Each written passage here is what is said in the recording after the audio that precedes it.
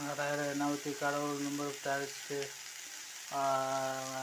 வெங்காயம் தக்காளி புதினா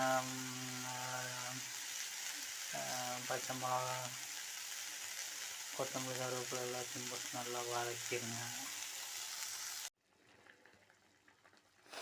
புளி தண்ணி ஊற்றிட்டு கத்திரிக்காய் போட்டுட்டு மசாலா போட்டு அப்படியே ஒரு 5 நிமிஷம் கொதிக்க விடுங்க.